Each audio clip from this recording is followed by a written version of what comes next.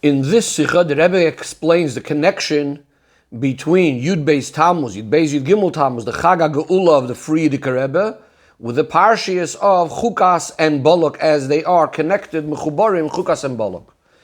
The Rebbe is going to explain the connection between Yud Beis Tamuz and Chukas, the connection to Balak, and the connection to both. So Chukas, as we know, is the kind of command of Hashem that's completely beyond logic, beyond reason. In Avodah, which aspect of us is that part that goes completely beyond logic? That's the Avodah of Mesiras Nefesh, of course. Because when we deal with Seichel, when we speak about intellect is always going to look for ways how to survive, how to continue living. Not to negate the life of the person, not to throw out his life, not to put his life on the line, to lose his whole existence. So Mesiras Nefesh is the idea of going higher than Seichel, like the idea of Chukas. And of course, this was the avoid of the Friedrich Rebbe. His Mesiras Nefesh was in a way of Chukas, going beyond logic completely, standing up against a mighty empire, against a mighty government, not taking into consideration any of the dangers that it involved. But it goes more than that. There are certain types of chukim, there are certain types of laws that even though Seichel logic doesn't understand them, but at least it's not completely opposed to them. In other words, it's not against Seichel, although I don't understand it. But the chukah of the Parah is the kind of chayk that goes against logic completely. And not only against any logic, but even the logic, the Seichel, of what seems to make sense according to the rules of Kedusha, the rules of Torah.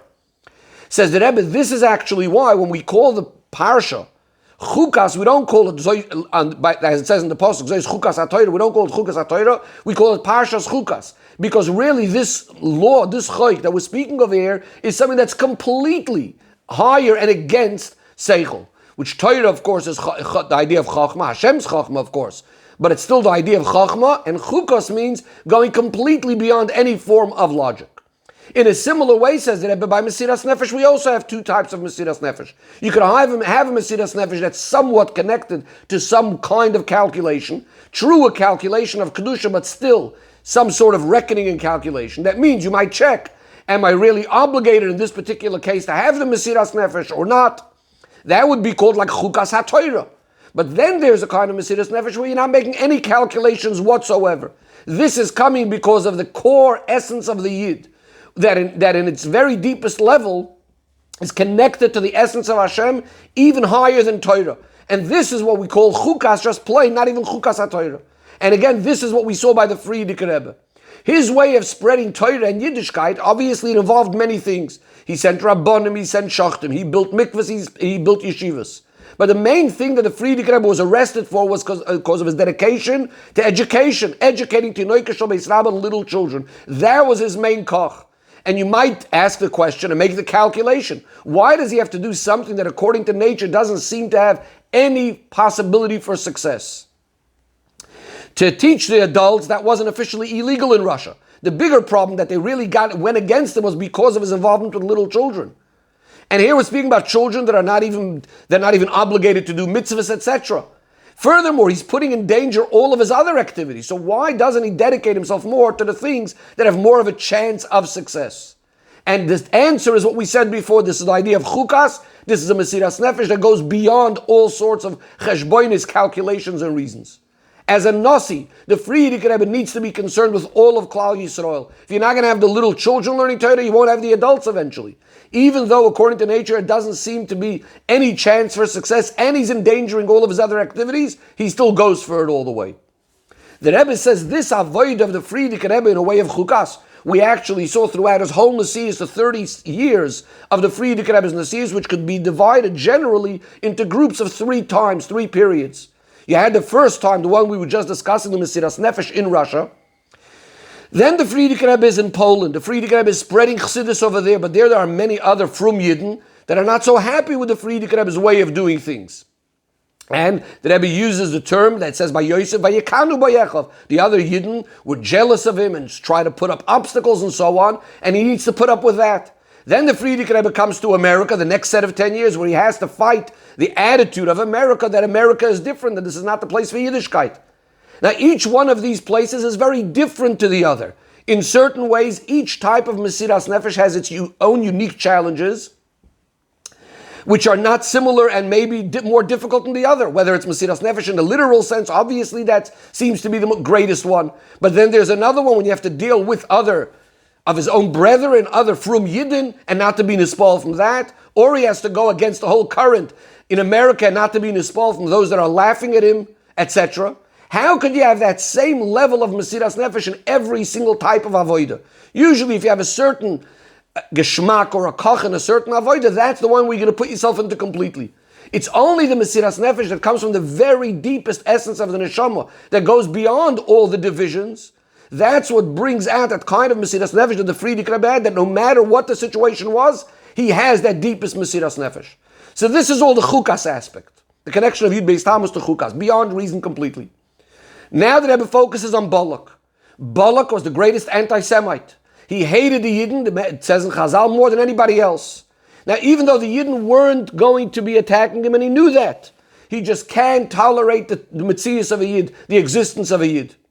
In a similar way, says the Rebbe, the arrest of the Frierdiker Rebbe were by people that couldn't tolerate Yiddishkeit, hated Frumkeit, hated Chas v'Shalom, all things associated with Torah and mitzvahs, even though what the Frierdiker Rebbe was doing was legal according to the law of the country, but these people just wanted to disturb the Frierdiker Rebbe's work. And just like, says the Rebbe, by Balak, what was the end? That from the curses turned out blessings. And says the Rebbe, in a similar way, by the imprisonment and the geula of the Frierdiker Rebbe, those very people that arrested him ultimately had to come along and help in his geula. But now the Rebbe focuses on when Chukas and Balak are connected. What's the message here? The Rebbe is going to explain that Balak means the hate to the Yidden, and Chukas, the kind of hate that's completely against logic, even more than just regular, not making sense. So the Rebbe says the opposition of Balak, at least, we could say, had some sort of excuse, some sort of reason. He was concerned for his people, concerned for his country. The Pasuk does say they were scared. But then there's a kind of opposition that goes against logic. And that's the meaning of Chukas-Balak. And the example for this is we have Bilam. Bilam, who hated the Yidden even more than Balak, had such a deep hatred for the Yidden that went completely against logic. That means even though he knew, as a Navi, he knew he won't be able to curse the Yidden. He keeps on saying, only what Hashem says am I going to be able to do. And yet, because of his hatred, he's trying with all of his might to do what Balak is asking him to do. In our own personal avodah, we can also have a similar type of thing. There's something called shtus of klipa, acting in an irrational way. And we're doing things only because that's what everybody else does. The Rebbe brings the example that the Frierdiker Rebbe says in Basi Lagani, that when it comes to matters of eating and drinking and sleeping and so on, we'll never push off those times. And for Torah and Tefillah, Chas v'Shalom, we don't necessarily have such perfectly set times. And Chas v'Shalom could sometimes even be pushed off completely. The Rebbe says this doesn't make sense at all.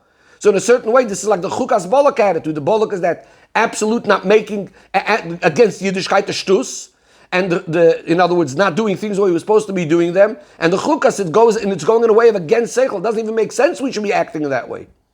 But by the avodah of Chukas, shtus of Kedusha, acting in a way of Kedusha beyond reason, this is the way we transform the shtus of Klippa into shtus of Kedusha.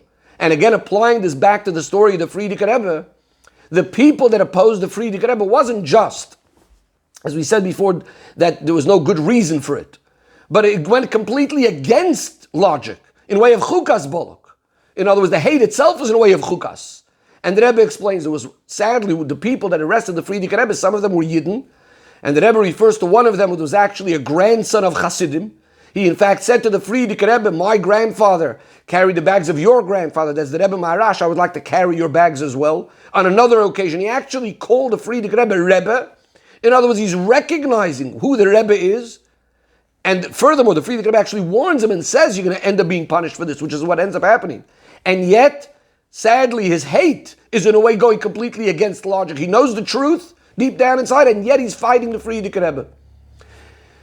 Yet says the Rebbe, that, of course, by the Frierdiker Rebbe acting in a way also of completely higher than Tam V'das, so that Mesiras Nefesh, through that was Mizbatel, completely nullified all the opposition. And again, I said before, the people that were against him actually helped in his release. The Yidden end up getting a new Yom Tov because of that, the Yom Tov of Yud Beis Yud Gimel Tammuz, and ultimately this will transform the whole month of Tammuz to days of Yomim Tovim, Sasin and Simcha B'Karev Mamash.